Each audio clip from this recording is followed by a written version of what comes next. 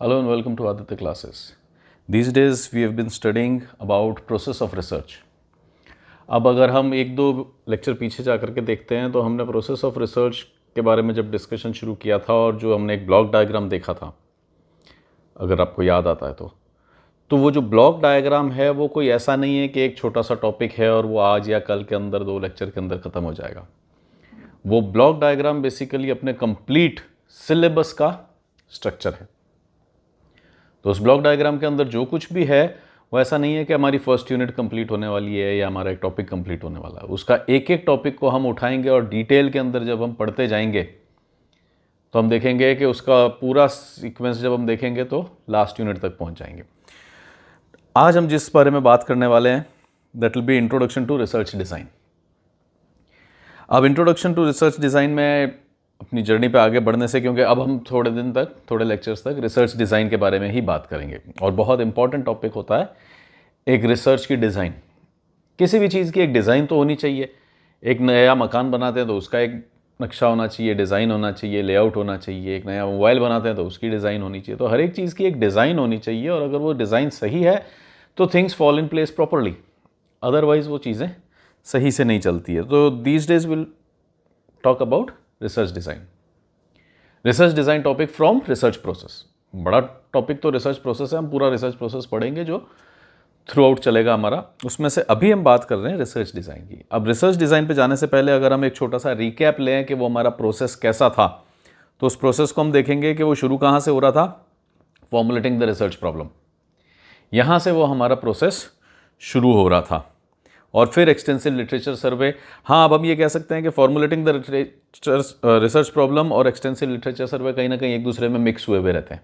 हालांकि extensive literature सर्वे वापस से बहुत बड़ा होएगा, लेकिन जब हमने रिसर्च प्रॉब्लम को फॉर्मुलेट करने की बात की थी तब भी हमने एक बार सर्वे किया था, लिटरेचर सर्वे किया था कि कोई रिसर्च हो रखी हो, किसी के पास कुछ इन्फॉर्मेशन हो, उसके बारे में कोई एक्सपर्ट से पूछ लिया जाए। तो इसका मतलब हमने रिसर्च प्रॉब्लम के टाइम भी देखा था कि किस तरह का रिसर्च प्रॉब्लम के टाइम भी देखा था कि लिटरेचर सर्वे अवेलेबल है या नहीं, किस तरह की इन्फॉर्मेशन मार्केट में अवेलेबल है, दूसरे रिसर्चर्स ने क्या कर रखा है। तो उस टाइम भी हमारा ध्यान इस पर गया था और अभी फिर से देख रहे हैं हम।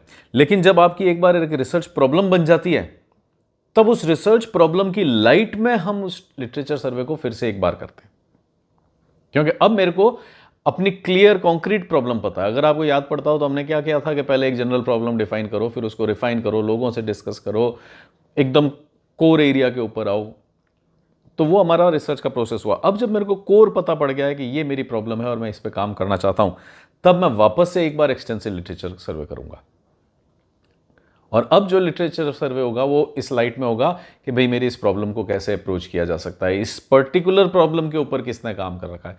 जैसे कि पुराने एग्जांपल्स अगर अपन लें तो हमारा क्वेश्चन था कि हमारे को ऑनलाइन स्टडीज़ के लिए कुछ चाहिए था। तो अब जब मेरे को पता पड़ गया है कि नहीं मेरी प्रॉब्लम मोबाइल नहीं थी, जैसे हमने शुरुआत तो मोबाइल से की थी कि मुझे एक नया मोबाइल चाहिए, फिर पता पड़ा कि नहीं मोबाइल एग्जैक्टली मेरा इशू नहीं है, मेरा इशू है कि ऑनलाइन क्लासेस इफेक्टिवली किस तरह से अटेंड की जा सके।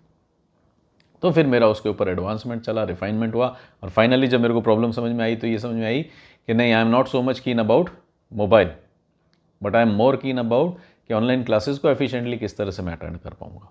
तो अब जब एक प्रॉब्लम बन गई है तो let us go ahead and have a literature survey. जो एग्जिस्टिंग लिटरेचर है, जो लोगों ने पता करके रखा हुआ है, उसके बारे में सर्वे करते हैं, उसमें चेक करते हैं कि क्या पता किसी और ने रिसर्च की हो कि ऑनलाइन स्टडीज़ के लिए कौन सा मेथड सही है, क्या पता आईसीटी टूल्स को यूज़ करते हुए टीचिंग का और स्टडी का और लर्निंग का कोई रिसर्च हो रखा हो। तो आईसीटी को यूज़ करते हुए हम देख सकते हैं कि किस तरह से होगा। या हो सकता है किसी ने अभी मॉडर्न डे कोविड जब चल रहा है हमारा फरवरी मार्च से, उस टाइम में किसी ने कोई रिसर्च की हो कि कौन से मेथड्स इफेक्टिव हैं लर्निंग के लिए। तो हम दूसरों की रिसर्च को भी देख सकते हैं। वो जो दूसरों की रिसर्च को देख रहे हैं, समझ रहे हैं कि इन्होंने क्या देखा था, इन्होंने क्या पता किया था, that is known as literature survey. क्योंकि वो लिटरेचर एग्जिस्ट करता है, किसी और ने वो रिसर्च करके रखी हुई है। तो that is our research survey, literature survey, sorry.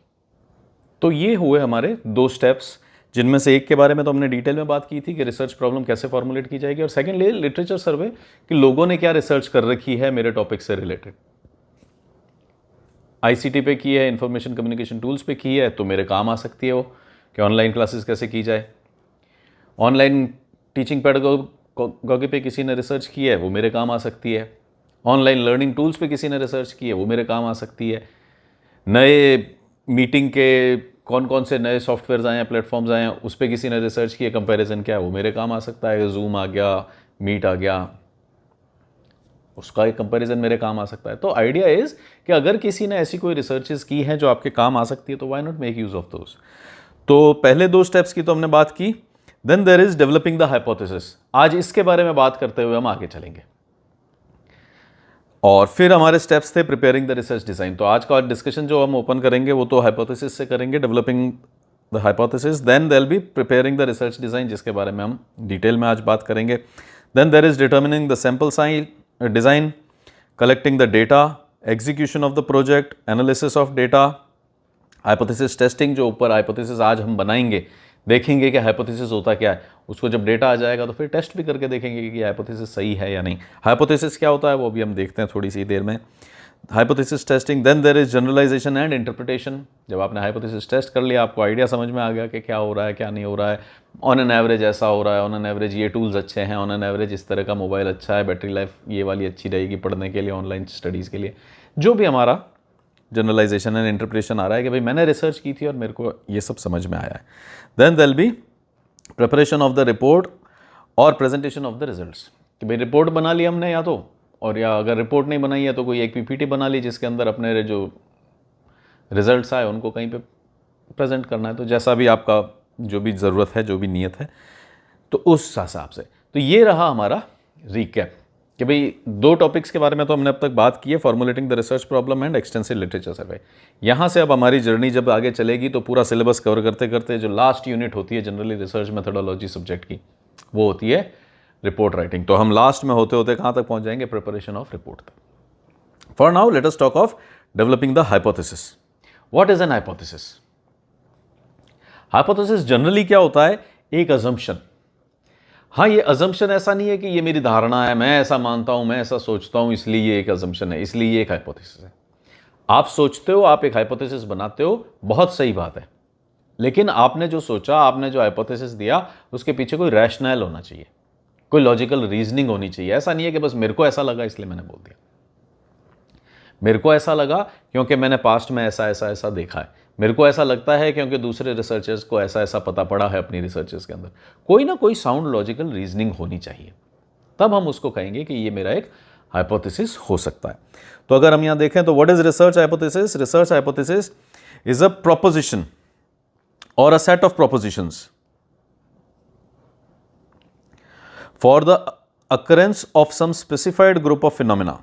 A proposition or a set of propositions set forth as an explanation for the occurrence of some specified group of phenomena, either asserted merely as a provisional conjecture to guide some investigation or accepted as highly probable in light of established facts.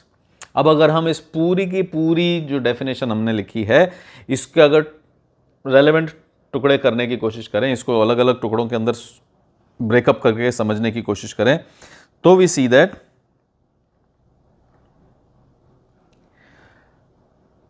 a proposition or a set of propositions set forth. Proposition क्या होता है? एक statement, एक idea, मुझे ऐसा लगता है, let us explore. मुझे लगता है ये मूवी अच्छी होगी, अभी मैंने कह नहीं दिया है कि ये मूवी अच्छी होगी, it is only a proposition. तो इट इज अ प्रोपोजिशन और अ सेट ऑफ प्रोपोजिशंस। एक प्रोपोजिशन हो सकता है, मल्टीपल प्रोपोजिशंस हो सकते हैं, एक वो तो डिपेंड करता है हमारी रिसर्च क्वेरी कैसी है, हम किस बारे में बात कर रहे हैं। तो इट इज अ प्रोपोजिशन और a set of proposition. Proposition क्या हुआ? मेरा एक आइडिया, मेरा एक स्टेटमेंट कि चलो मुझे लगता है ये मूवी अच्छी होगी, मुझे लगता है कि कल इंडिया मैच जीतेगी, मुझे लगता है कि इस बार सर्दी ज़्यादा आएगी, मुझे लगता है कि हम कोरोना की पीक पर पहुंच गए और अब कोरोना कंट्रोल में आने लग जाएगा, नीचे जाने लग जाएंगे cases, number of total cases. मुझे लगता है कि अभी तो कोरोना चल रहा है और इसकी पीक अक्टूबर में आएगी। तो अब मैं जो यहाँ एक स्टेटमेंट दे रहा हूँ, एक प्रपोजिशन दे रहा हूँ, मैं ऐसा कोई कह नहीं रहा हूँ कि ऐसा मान लिया जाए। मेरा एक प्रपोजल है, वी कैन एक्सप्लोर। हम कोरोना के आने वाले डेटा को चेक कर सकते हैं, हम मूवी को जाकर के चेक कर सकते हैं, हम खुद देख लेते हैं उस मूवी को, पता पड़ जाएगा अच्छी है या नहीं, या हम उसके रिव्यूज़ देख लेते हैं, क्रिटिक्स देख लेते हैं, उसका बिजनेस देख लेते हैं, उसके गानों का बिजनेस देख लेते हैं, यूट्यूब पे उसको कितने व्यूज़ मिले हैं ये देख लेते हैं। कोई क्राइटेरिया लेके हम रिसर्च कर सकते हैं, उस रिसर्च में ये भी हो सकता है कि मैं जाके मूवी देखूं, उस रिसर्च में ये भी हो सकता है कि मैं मूवी नहीं देखूंगा, बाहर से ही देख लूंगा, डिसाइड कर लूंगा कि ये मूवी अच्छी है या नहीं। तो that is completely dependent on क्या मेथोडोलॉजी आगे रहेगी, जो हम आगे अभी देखने वाले हैं रिसर्च डिजाइन में। The idea is it is a proposition और a set of proposition set forth. What is a hypothesis? It is a proposition और अ सेट ऑफ प्रोपोजिशंस। एक स्टेटमेंट या कई सारे स्टेटमेंट, एक आइडिया या फिर 2-3 ideas depending on research query. तो a research hypothesis is a proposition or a set of propositions set forth as an explanation for occurrence of some specified group of phenomena. As an explanation for occurrence of some specified group of phenomena. मैं एक statement दे रहा हूं, किस लिए दे रहा हूं? As an explanation to some specified group of phenomena. वो एक फिनोमिना हो सकता है, कोई एक अकरेंस हो सकती है जो चीज मैंने देखी, it could be multiple things, वो अलग इश्यू है। तो हाइपोथेसिस क्या हुआ? मैं वैसे ही बोल देता हूं कि चलो मेरे को वो पानी की बोतल पकड़ा दीजिए, ये भी एक स्टेटमेंट है। कंपल्सरी तो मैं कर नहीं सकता, आप अगर मेरे को पानी की बोतल नहीं दोगे तो ऐसा तो है नहीं कि मैं आप पे कोर्ट केस कर दूंगा। ये भी एक स्टेटमेंट है, प्रपोजल है, देख लो, दे दो तो अच्छा है, मैं पानी पी लूंगा, मुझे प्यास लग रही है। तो दिस इज ऑल्सो स्टेटमेंट। लेकिन हाइपोथेसिस में किन पर्टिकुलर स्टेटमेंट्स को कहूंगा कि इस नियत से, इस विश से, इस डिजायर से दिए गए statements which are supposed to be an explanation for occurrence of some specified group of phenomena. मैं एक ऐसा स्टेटमेंट दूं, किस लिए दूं? किसी फिनोमिना की एक्सप्लेनेशन में, कि ऐसा हो रहा है तो क्यों हो रहा है, ऐसा हो रहा है तो शायद इस कारण से हो रहा है। इसका मतलब मैं एक स्टेटमेंट यूं ही हवा में चलता हुआ स्टेटमेंट नहीं दे रहा हूं, एक लॉजिकल स्टेटमेंट दे रहा हूं, एक प्रोपोजिशन दे रहा हूं। वो किस लिए दे रहा हूं? So as to explain a phenomena or a group of phenomena. Fine, तो दिस इज हाइपोथेसिस। हां, अब अगर हम ये देखें कि अभी जो हम थोड़ी देर पहले पिछले लेक्चर के अंदर हमने एक एग्जांपल लिया था रिसर्च का कि मुझे तो नया मोबाइल चाहिए। अब यहां पे हम हाइपोथेसिस नहीं दे रहे हैं। अभी हाइपोथेसिस जरूरी नहीं होता है कि हर रिसर्च के अंदर होगा, वो अभी हम जब डिजाइंस देखेंगे तो क्लियर भी हो जाएगा कि it is not at all necessary कि हर रिसर्च के अंदर हाइपोथेसिस हो। हो सकता है कि हमारी रिसर्च ऐसी हो, हमारी क्वेरी ऐसी हो, हमारा क्वेश्चन ऐसा हो कि हाइपोथेसिस बनता है तो हम हाइपोथेसिस डाल देंगे उसके अंदर। लेकिन it is not at all necessary कि हर एक रिसर्च के अंदर हाइपोथेसिस होगा ही होगा। बहुत सारे रिसर्चर्स, टीचर्स ये जबरदस्ती बना देते हैं कि इसके अंदर हाइपोथेसिस आना ही चाहिए था, हाइपोथेसिस टेस्टिंग करनी चाहिए थी। It is not at all necessary. अगर क्वेरी डिमांड करती है, अगर रिसर्च ऐसी है तो हम हाइपोथेसिस बनाएंगे। In any case, what is a hypothesis? अगर मैं अब तक जो समझ में आया वो कि it is a proposition or set of propositions. मेरा दिया हुआ एक स्टेटमेंट, मेरा दिया हुआ एक आइडिया, मेरा दिया हुआ एक प्रोपोजिशन और may be multiple propositions. It is a proposition किस नियत से दिया हुआ? For explaining a phenomena. जैसे कि अभी जो मैंने आज का एग्जांपल लिया कि हम कोरोना के मैक्सिमम पे पहुंच गए हैं और अब जो टोटल नंबर ऑफ केसेस हैं या total number of active cases हैं वो नीचे ही जाएंगे। ये मेरा एक प्रोपोजिशन है। क्यों है? क्योंकि अभी एक जो फिनोमेना चल रहा है चारों तरफ, कोरोना का चल रहा है, एवरीबडी इज वरिड कि इसकी पीक कब आएगी, ये कब मैक्सिमम पे पहुंचेगा, कब ये कंट्रोल में आएगा, कब ये नीचे जाने लगेगा। तो एवरीबडी इज वरिड। तो यहां पे जो मैं अब आपको एक एक्सप्लेनेशन प्रोपोजिशन दे रहा हूं, वो क्या दे रहा हूं कि ठीक है, इंडिया के केसेस अगर हम अभी देख रहे हैं तो वो 80,000, 90,000, 1 लाख पर भी जाने को तैयार बैठे हुए हैं। अभी हम सेकंड आ चुके हैं, अभी हम बहुत जल्दी फर्स्ट भी आएंगे। इंडिया का अगर देखें तो हमारे नंबर्स बढ़ रहे हैं, लेकिन अगर वर्ल्ड फिगर्स देखें, अगर आप जाकर के कोरोना के वर्ल्ड डेटा को चेक करोगे तो वर्ल्ड डेटा को अगर आप देखेंगे तो वो इस तरह का कुछ है। वर्ल्ड डेटा थोड़ा सा नीचे आने लग गया है।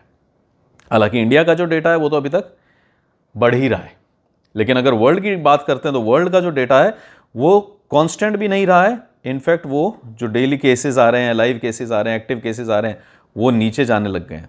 इससे वी आर पॉजिटिव कि जो कोरोना का मैक्सिमम हमारे को वर्ल्ड में देखना था वो हम देख चुके हैं और अब ये क्या हो रहा है? नीचे जा रहा है, जिसको कि हम हर्ड इम्यूनिटी कहते हैं। वो शायद अब दुनिया की बहुत सारी कंट्रीज के अंदर बन गई है। इंडिया में क्योंकि अभी तक इन्फेक्शन उतना बढ़ा नहीं, क्योंकि हमने 2-2.5 महीने तक लॉकडाउन चला दिए थे, तो जब 2-2.5 महीने हम सब जने घर में बैठे रहे तो वो इन्फेक्शंस फैले नहीं, तो हर्ड इम्यूनिटी डेवलप नहीं हुई। अब जैसे ही अनलॉक हुए हम सब जने सड़कों पे आ रहे हैं, घूम रहे हैं, फिर रहे हैं, शॉपिंग कर रहे हैं, बाहर का खाना खा रहे हैं, एक दूसरे से मिल रहे हैं, तो हम इन्फेक्ट हो रहे हैं तो हर्ड इम्यूनिटी भी बन जाएगी। तो हमारा भी कर्व क्या होगा, बाद में एक मैक्सिमम पे जाने के बाद हो सकता है कि नीचे आने लग जाए। लेकिन for now we are not sure, अभी मेरे को नहीं पता कि ये कहाँ जाने वाला है। अभी तो यही लग रहा है कि ये बढ़ रहा है, लेकिन वर्ल्ड की बात करें तो ये नीचे आ रहा है। नाउ ये जो एक फिनोमिना चल रहा है, इसमें मैंने अपनी कोई रैशनल लगा करके, मैंने अपना कोई लॉजिक लगा करके एक स्टेटमेंट दिया है। क्यों दिया है? क्योंकि जो एक एग्जिस्टिंग फिनोमिना है, some specified group of phenomena, it could be one phenomena और मल्टीपल फिनोमिना, वो डिपेंड करता है, उसके लिए जो मैंने एक स्टेटमेंट दिया है, इसलिए इसको हम एक हाइपोथेसिस कह सकते हैं। तो हाइपोथेसिस क्या हुआ? एक proposition given to explain a phenomena. कैसा हो रहा है? ये इन कारणों से हो रहा है, ये दो वेरिएबल्स हैं, ऐसा हो रहा है इसलिए ऐसा हो रहा है।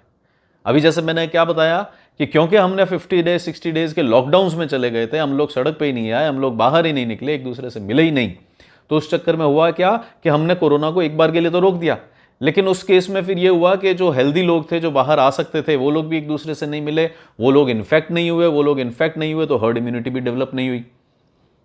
और जब अब हमने अनलॉक किया है तो हमने अचानक से सबको बाहर निकाल दिया, बूढ़े भी बाहर हैं और बच्चे भी बाहर हैं, तो हमारे इन्फेक्शन केसेस बढ़ रहे हैं बहुत ज़्यादा तेज़ी से। तो अब यहाँ पे जो मैंने एक फिनोमिना को एक्सप्लेन करने की कोशिश की स्टेटमेंट की हेल्प से कि we have reached a maximum, now we are coming down. In India we have not yet reached the maximum, our maximum is expected to come in सितंबर और अक्टूबर मिड। तो ये जो हाइपोथेसिस, ये जो स्टेटमेंट्स आ रहे हैं, दीज आर हाइपोथेसिस। ठीक है, अब ये देखें, अ प्रोपोजिशन और a set of propositions set forth, ठीक है, as an explanation for occurrence of some specified group of phenomena. ऐसे रैंडमली नहीं, कोई एक पर्टिकुलर फिनोमिना है उसको एक्सप्लेन करने के लिए हम कोई प्रोपोजिशंस दे रहे हैं। Either asserted merely as a provisional conjecture to some guided investigation or accepted as a highly probable in light of established facts.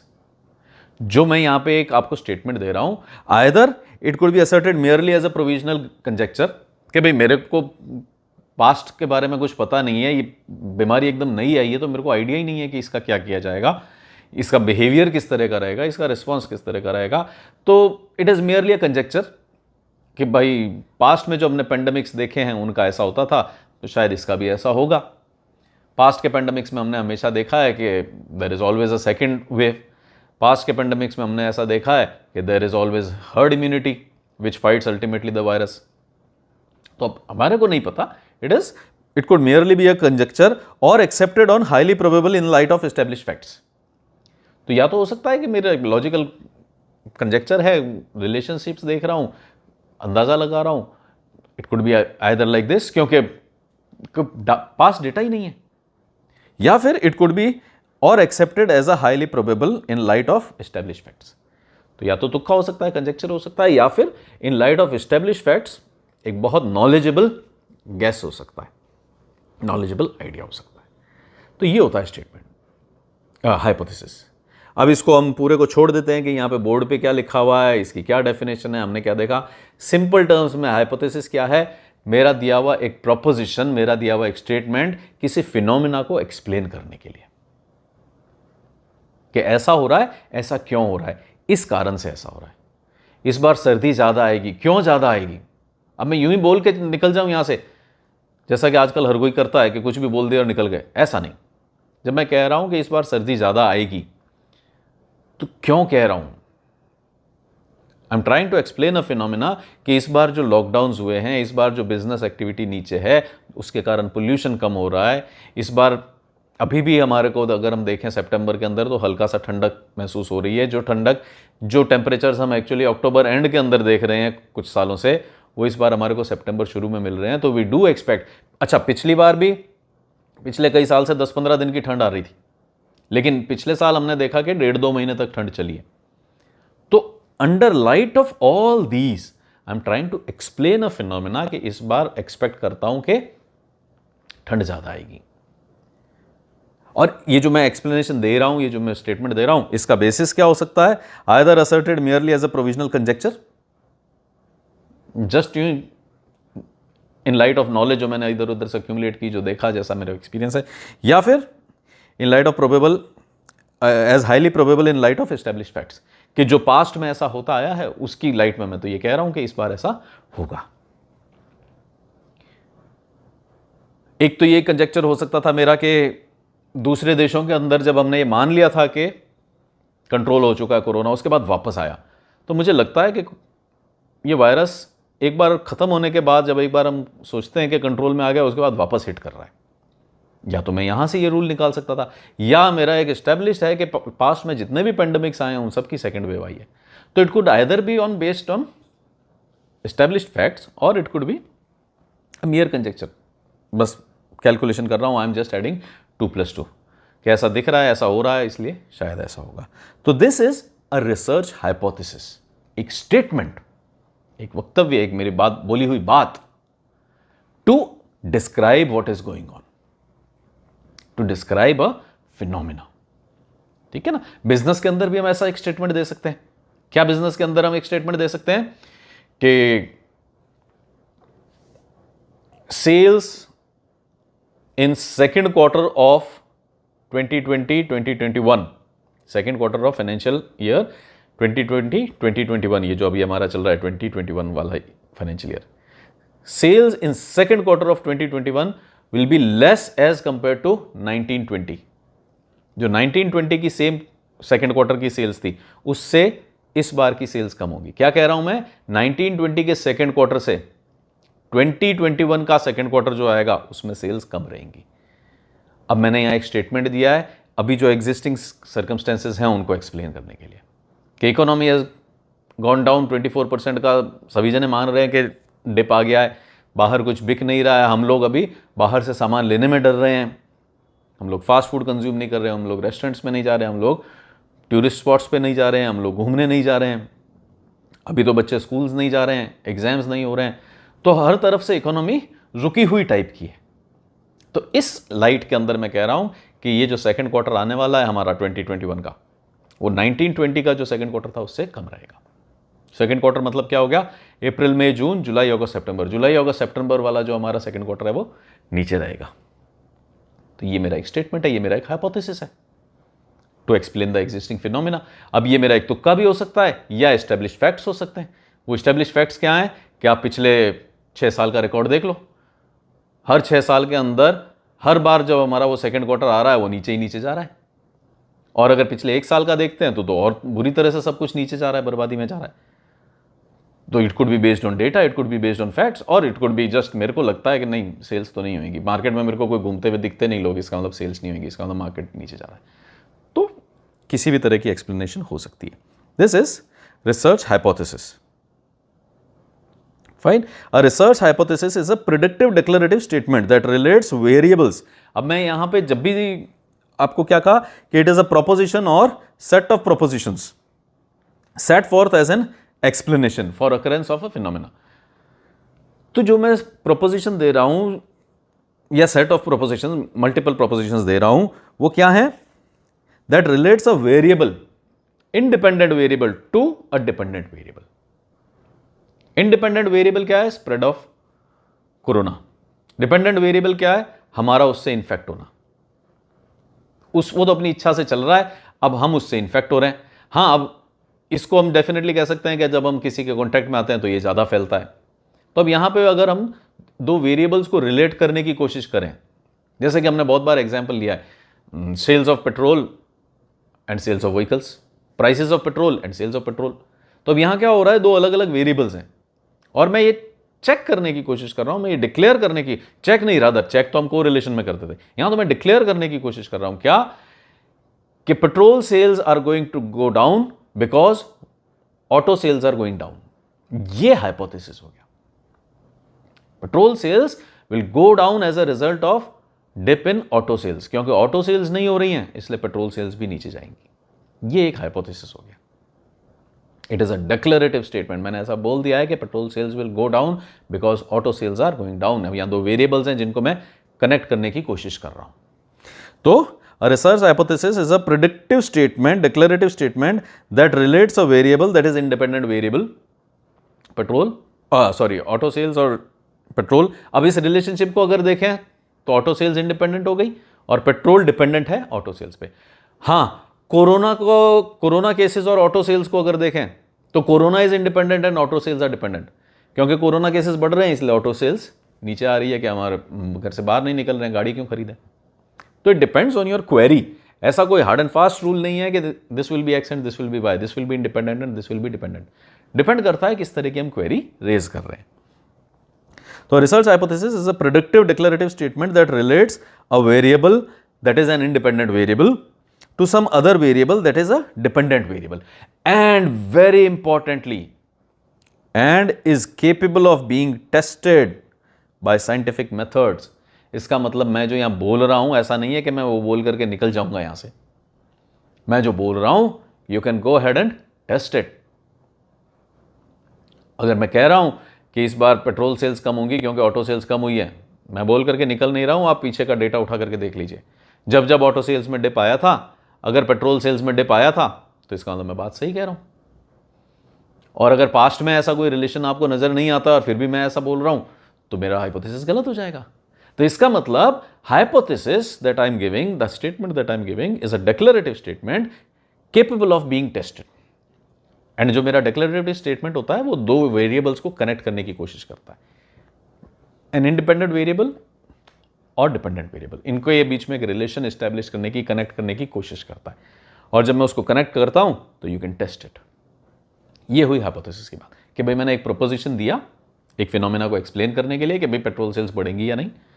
अब आप उसको चेक कर सकते हैं। कैसे चेक करोगे? पास्ट के डेटा से कोरिलेट करके चेक कर लो, या महीना भर का आप डेटा कलेक्ट कर लो पेट्रोल पंप्स के ऊपर बैठ करके, ऑटो स्टोर्स के ऊपर बैठ करके कि कितनी गाड़ियां बिक रही थी और कितना पेट्रोल बिक रहा था। ठीक है ना? तो in any case it can be tested. This was the important thing. अब इस लेक्चर को एक बार के लिए यहीं पे ब्रेक करेंगे and let us call it a part 1 and part 2। अभी हम बात क्या कर रहे हैं? अभी हमारी बात चल रही है इंट्रोडक्शन टू रिसर्च डिजाइन। तो आज का तो जो रह गया वो हमारा बाय एंड लार्ज क्या रह गया? इंट्रोडक्शन टू हाइपोथेसिस ही रह गया। And will talk about introduction to research design in the lecture to come. This was it for our hypothesis. बहुत सिंपल सी बात कि मेरा दिया हुआ एक स्टेटमेंट जो कि अभी के एग्जिस्टिंग फिनोमिना को समझा रहा है, एग्जिस्टिंग फिनोमिना का रीजन देने की कोशिश कर रहा है। उस एग्जिस्टिंग फिनोमिना का रीजन किस तरह से दे रहा है? दो वेरिएबल्स की इंटरडिपेंडेंस को कनेक्ट करके। और ये जो इंटरडिपेंडेंस मैं कनेक्ट कर रहा हूं कि ये वेरिएबल इस पे कनेक्टेड है या नहीं, पेट्रोल सेल्स और ऑटो सेल्स कनेक्टेड है या नहीं, ऑटो सेल्स और कोरोना का level in a country connected है या नहीं, कोरोना का लेवल एंड लॉकडाउन प्रोसेस या इकोनॉमिक एक्टिविटी कनेक्टेड है या नहीं, तो वो तो अब आप चेक कर लीजिए, डेटा गैदर कर लीजिए। And this is hypothesis. So this is where will stop for today. Next time when we meet will continue with our research design. So thanks for watching. Bye bye, take care.